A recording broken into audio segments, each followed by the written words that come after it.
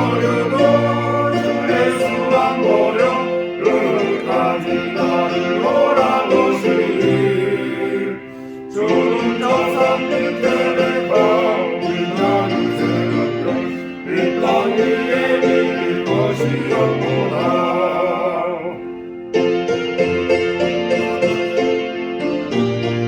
선물 다 같이 할 수 있습니다. 내 맘을 아려서 주님을 따르면 일일이 나를 사랑하시니 물물이 두렵지 않고 산만도 없네 주는 높은 산성 내 맘 되시라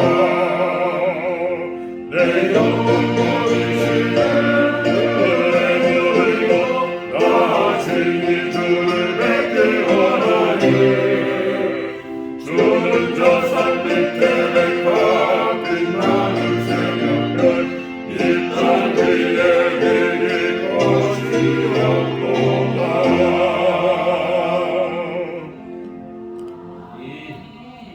우리나라에서 땅이 제일 많은 사람이 누군지 아십니까? 우리나라에서 땅이 제일 많고 재산이 제일 많은 사람은 바로 홍길동입니다. 동사무소 가도 그렇고 면사무소 가도 그렇고 등기소를 가도 그렇고 홍길동 이름이 딱 써져 있어요.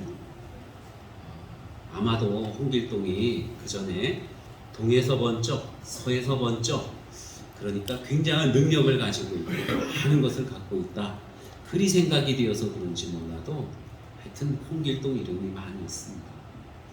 홍길동은 그렇게 능력이 많고 땅도 많은데요 참 안타까운 것은요 아버지를 아버지라고 부를 수가 없었어요. 자기 형을 형이라고 부를 수가 없었다는 것입니다.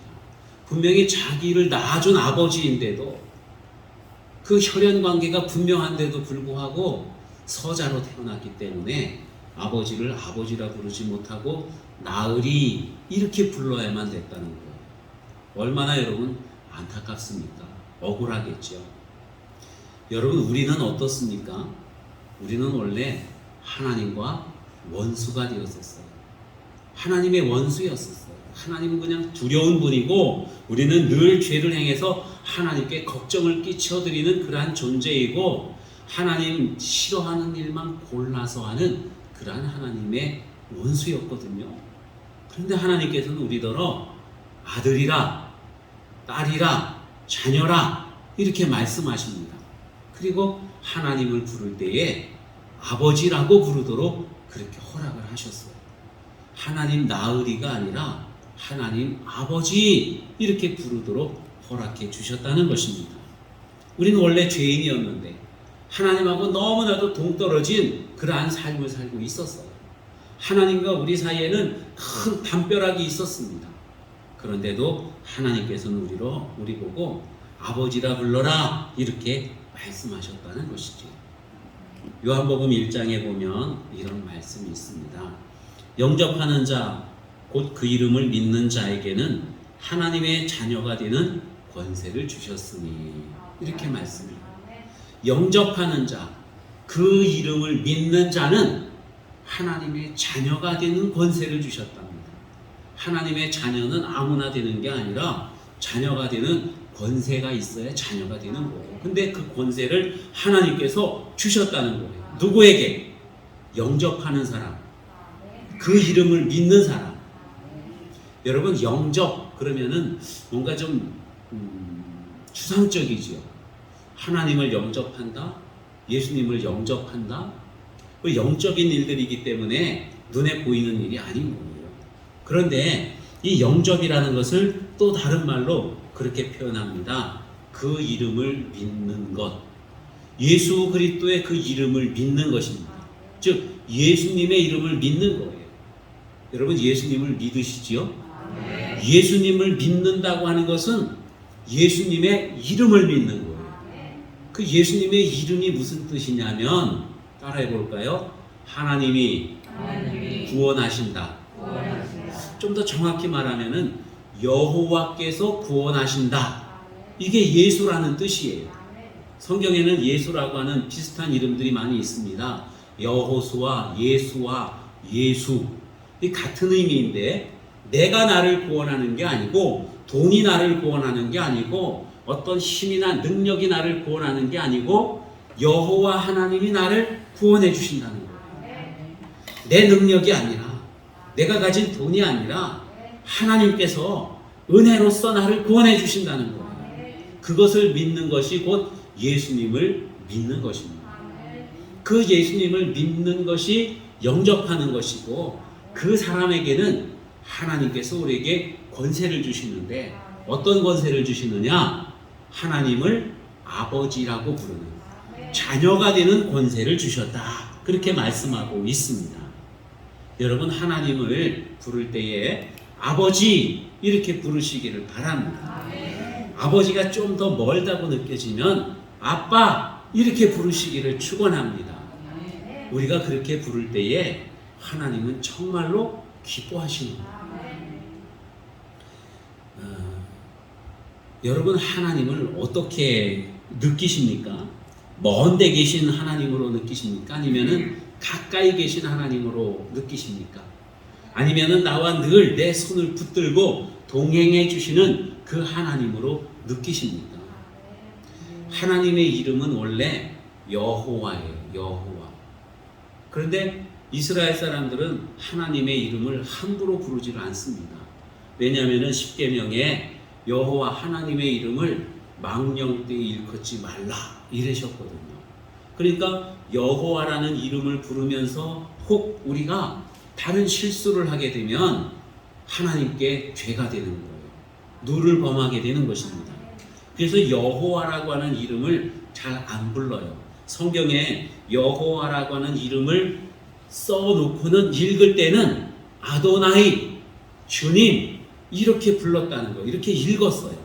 그래서 지금까지도 사실 우리가 여호와 이렇게 하고 어떤 데서는 야훼 이렇게 부르기도 하는데 정확한 그 발음을 아무도 몰라요. 어쨌든 간에 써져 있는 것을 유추해 보면은 여호와, 야훼 이것이 곧 하나님의 이름입니다. 그런데 여러분 우리가 정말로 하나님이 나의 아버지시라고 한다면 하나님이 정말로 높은 곳에 계신 그 하나님이라고 한다면 우리가 하나님의 이름을 함부로 부를 수가 있을까요? 아버지의 이름을 함부로 막 부르는 사람이 있나요? 우리 보석이가 저를 부를 때 홍성욱 씨, 홍성욱님 이렇게 부르면은 제가 기분이 어떨까요? 좀 이상할 것 같아요. 그죠? 보석이가 저를 부를 때는 아버지 혹은 아빠 이렇게 부르는 게 당연한 거거든요. 자, 하나님께서도 우리가 하나님을 부를 때에 여호와여 이렇게 부르기를 원치 아니하시고 아버지 이렇게 부르는 걸 원하신다고 그렇게 말씀하고 있는 거예요. 제가 신학교 다닐 때 이제 가까운 데 있는 교회에 가서 새벽 기도를 하게 되면은 거기에 우리 동기 목사님이 지금 그때는 이제 전도사님이었죠. 함께 와서 기도를 하는데 가끔씩 만나서 옆에서 같이 앉아 기도를 해요. 그런데 이 목사님은 그 당시에 기도할 때에 막 손을 들면서 여호와여 여호와여 이렇게 하면서 막 그렇게 기도를 해요. 저는 그렇게까지 기도를 해본 적이 없고 그냥 아버지 하나님 하면서 중얼중얼 이렇게 기도를 했었거든요.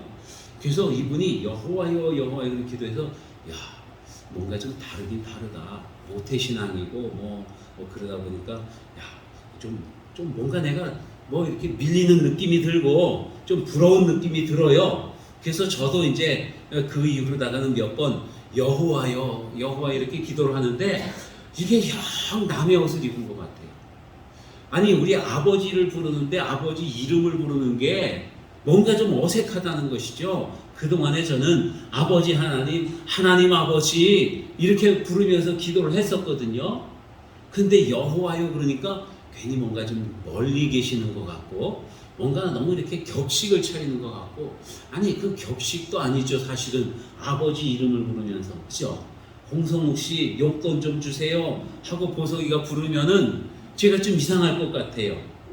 그런 느낌이 들어서 그 다음부터는 여호와여 이렇게 기도하지 않고 그냥 예전에 하던 대로 아버지 하나님 하면서 이렇게 기도를 하거든요. 여러분 하나님께서 우리가 하나님을 어떻게 부르기를 원하실까요? 하나님은 아버지 혹은 아빠 이렇게 부르기를 원하신다는 거예요. 왜냐하면 하나님이 우리를 자녀로 삼아주셨기 때문에 우리는 하나님의 아들이고 하나님의 딸들인 거예요. 하나님의 자녀는 하나님을 부를 때 아버지라고 부르는 것이 마땅하다고 그렇게 말씀하고 있는 것입니다. 여러분, 하나님을 이렇게 아버지라고 부르는 것, 이건 정말 너무나도 놀라운 사실이거든요. 예수님께서 오셔서 활동하실 때에 예수님을 나의 아버지라고 부르니까 그때 당시 유대인들이 깜짝깜짝 놀래요. 어떻게 하나님을 아버지라고 부르느냐? 그런데 하나님은 그걸 원하시거든요. 예수님께서 하나님을 아버지라고 부르시고 예수님을 믿는 우리들도 하나님의 자녀가 되었기 때문에 하나님을 아버지라고 부릅니다. 여러분, 세상에 그 어디에서도 어떤 종교에서도 자기가 믿는 신을 아버지라고 부르는 종교는 없어요. 제가 봉사활동을 하다가 어떤 자매를 만났어요.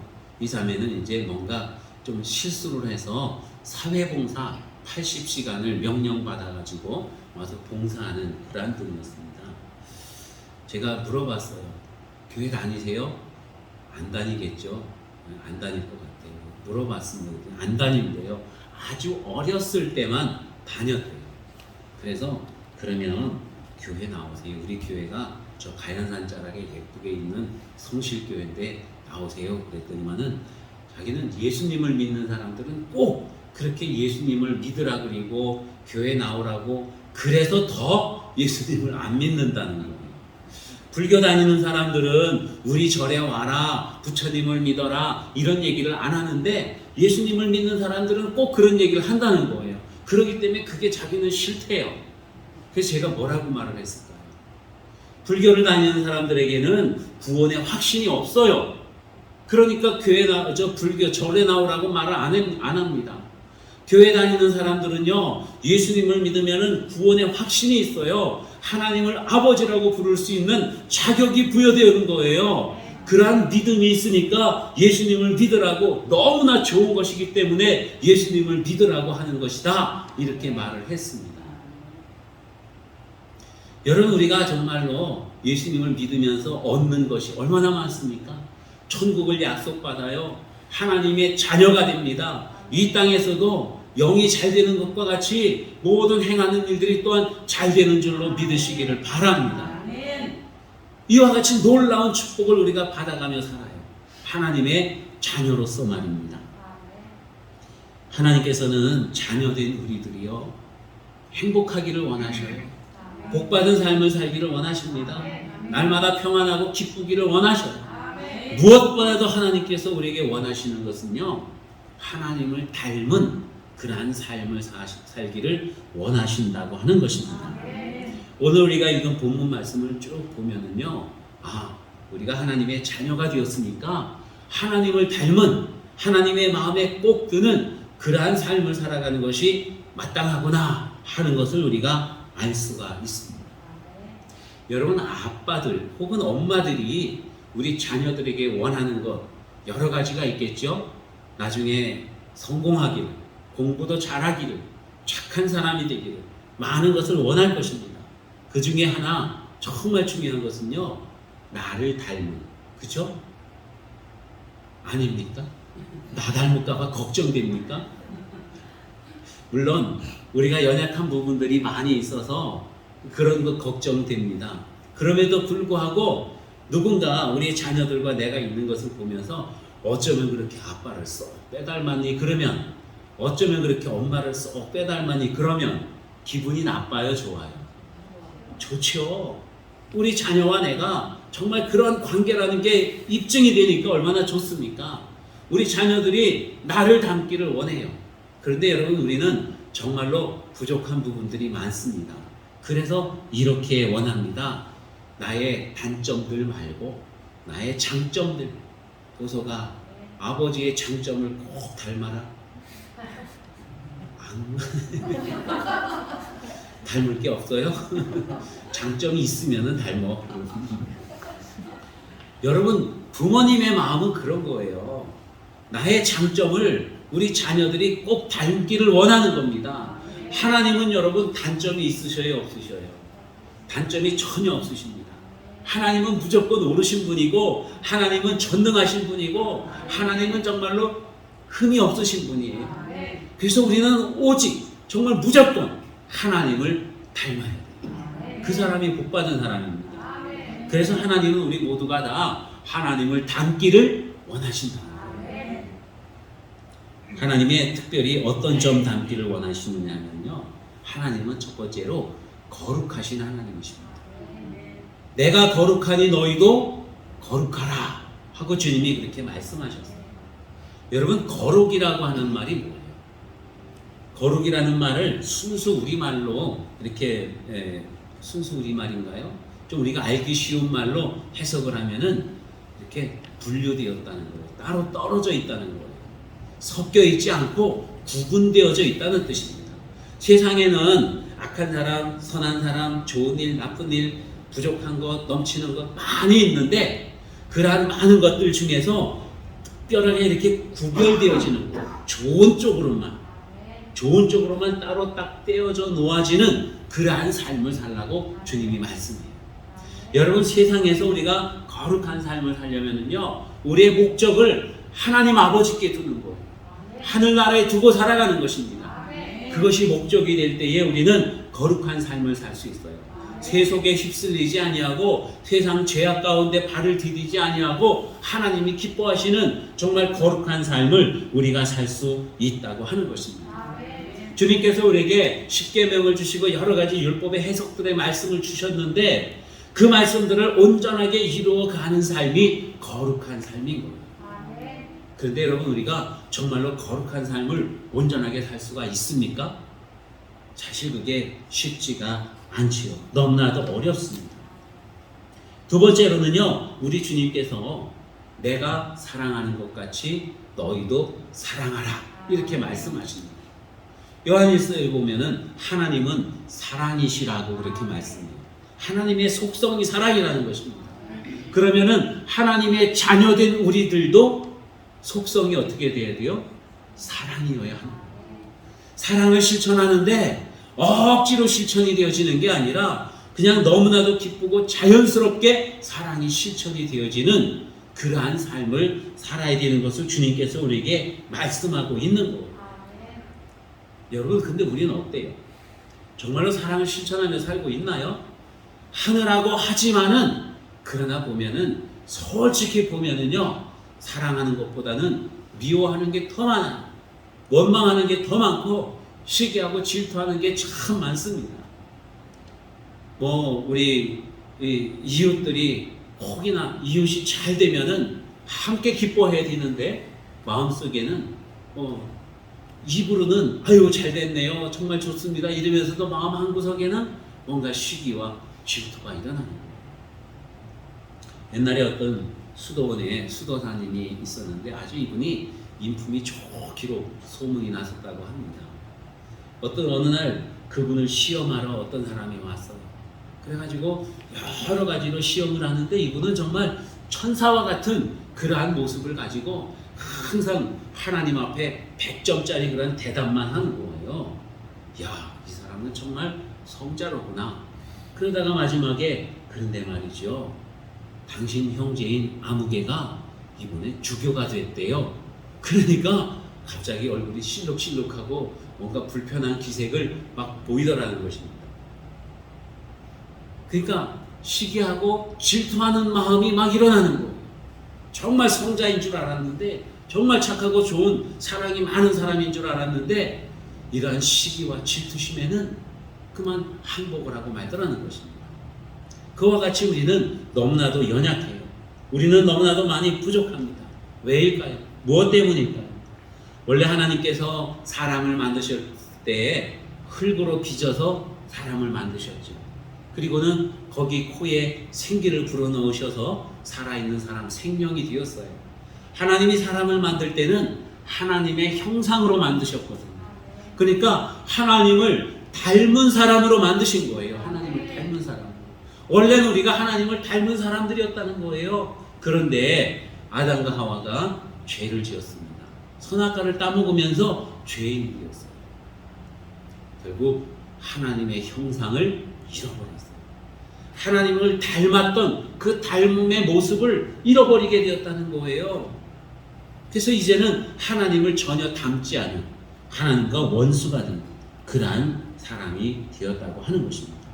그래서 이제 행하는 것마다 다 죄를 행하게 돼요. 뭔가 하면은 이게 하나님 앞에 죄가 돼요. 뭔가 행하면 이게 이웃의 마음을 아프게 하는 거예요. 뭔가 행하면은 나 자신을 더럽게 하는 그러한 일들을 행하게 되는 거예요. 하나님을 점점 더 멀어지게 하는 그러한 일들을 하게 되었다는 것입니다. 그래서 하나님과 원수가 되었어요. 하나님의 마음을 아프게 하고 점점 더 사람들을 괴롭히고 마귀를 닮아가고 마귀가 좋아하는 일들을 행하게 되고 그러한 모습으로 살아갔다는 것입니다. 사도 바울은 로마서에서 이렇게 고백을 해요. 내 지체 속에서 다른 한 법이 내 마음의 법과 싸워 내 지체 속에 있는 죄의 법으로 나를 사로잡는 것을 보는도다. 이 예수님을 믿는 그때에도 불구하고 계속적으로 어떤 나를 시험하는 그러한 요소들이 있는 거예요. 나를 유혹하는 그 어떤 존재가 나를 유혹하고 죄를 범하게 하고 불평하고 원망하게 하고 의심하게 하고 그러고 있다고 그렇게 고백을 합니다. 오호라 나는 곤고한 사람이로다. 누가 이 사망의 몸에서 나를 건져내냐.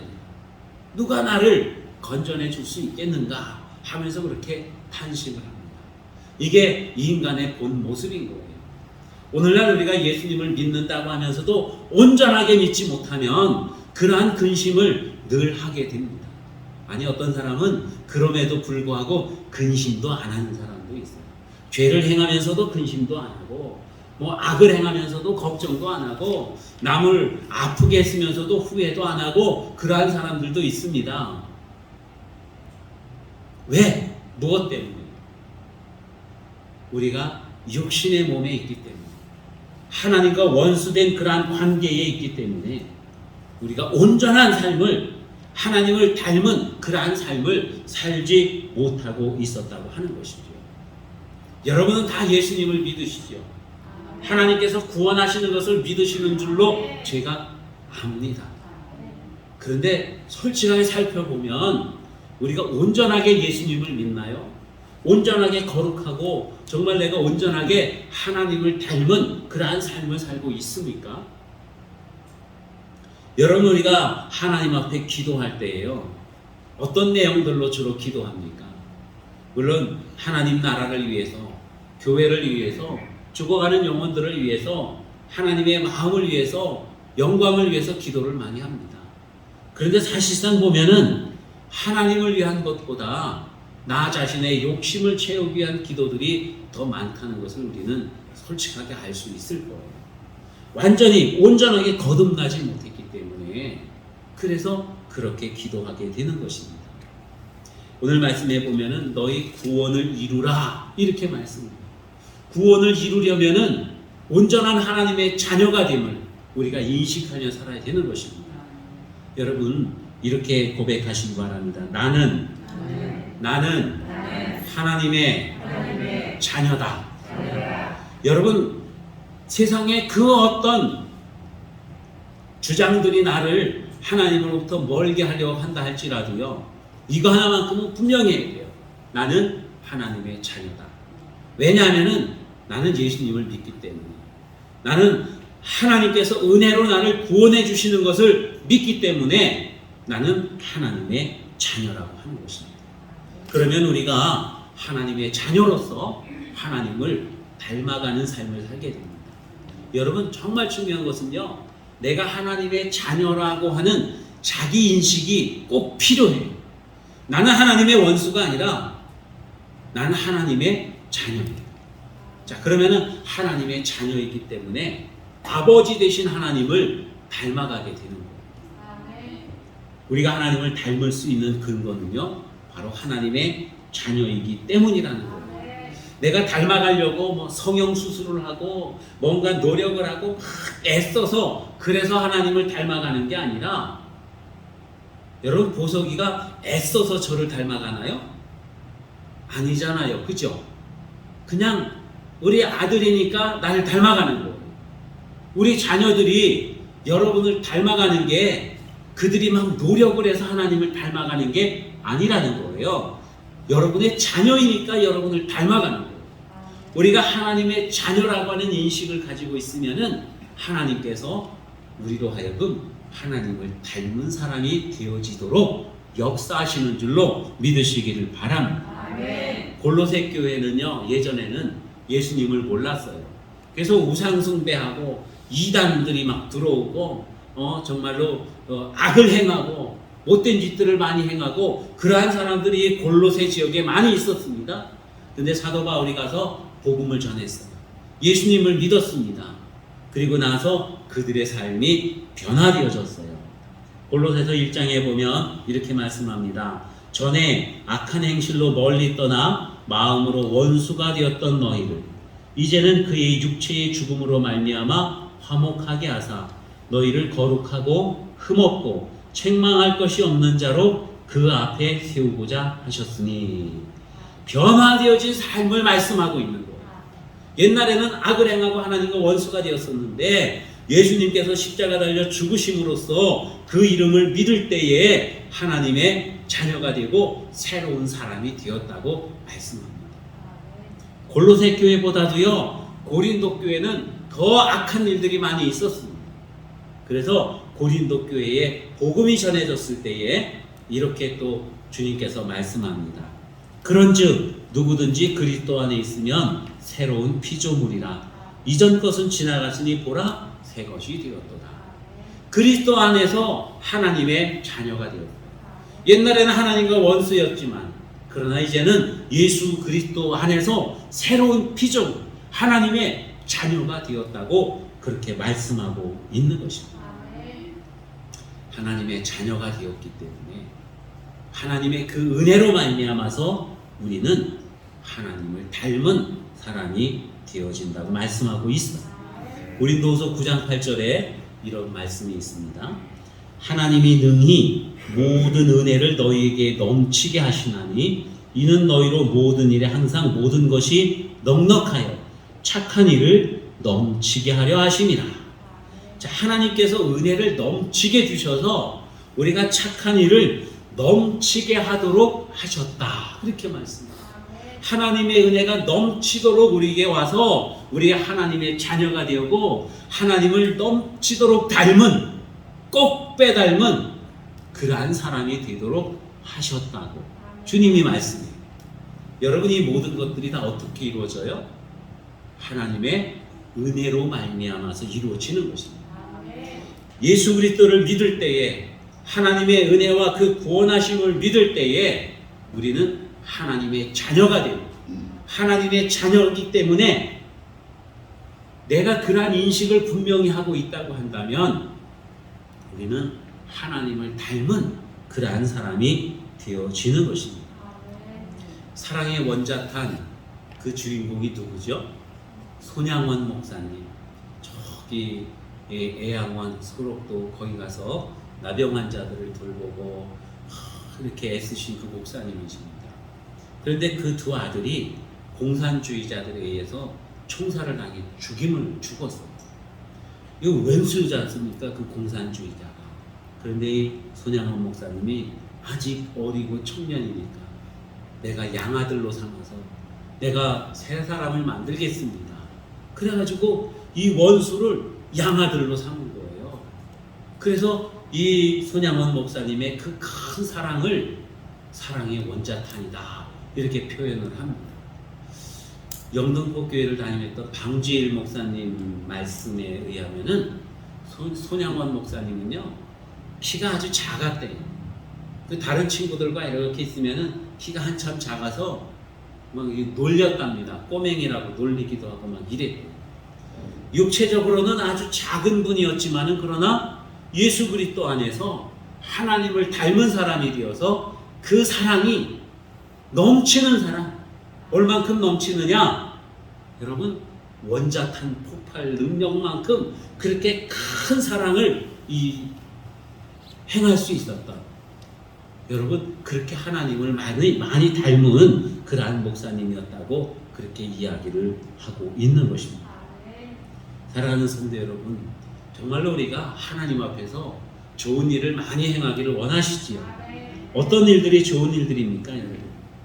우리 하나님을 만족시켜드리는 일, 이웃을 사랑하는 일, 부모님을 공경하는 일, 또 믿음 생활 잘하는 일들, 좋은 일 많이 하는 거, 이런 게 좋은 일 아니겠습니까? 그러한 좋은 일을 많이 하려면은요, 우리 하나님을 닮아야 된다는 거예요.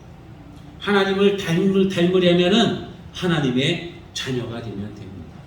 그러면은 하나님께서 넘치는 은혜, 하나님을 꼭 빼닮은 그러한 그 하나님의 자녀의 삶을 우리로 살게 하신다고 그렇게 말씀하고 있습니다. 하나님, 우리의 아버지가 되셔. 우리는 하나님의 자녀입니다. 자녀이기 때문에 마땅히 하나님을 닮은 사람입니다. 여러분, 분명한 자기 인식을 가지시기 바랍니다. 나는 하나님의 자녀다. 하나님은 나의 아버지다. 그 분명한 자기 인식을 가지시기를 축원합니다. 기도하겠습니다. 은혜와 사랑이 많으신 우리 아버지 하나님, 정말 우리를 불러주셔서, 원수였는데 우리를 불러주셔서 하나님 자녀가 되게 하시고 하나님을 아빠라고 아버지라고 부를 수 있게 해주셔서 감사합니다. 또한 하나님의 자녀로서 하나님을 닮아가게 하시니 감사합니다. 그 인식 분명히 하게 하시고 그 믿음 안에서 정말 변화되어져서 새 사람 되어서 하나님을 꼭 빼닮은 저희들의 삶이 되게 하여 주시옵소서. 주님께 영광 돌리고 하나님께 큰 기쁨을 드리는 저희들이 되게 하여 주시옵소서. 감사드리며 예수님의 이름으로 기도하옵나이다.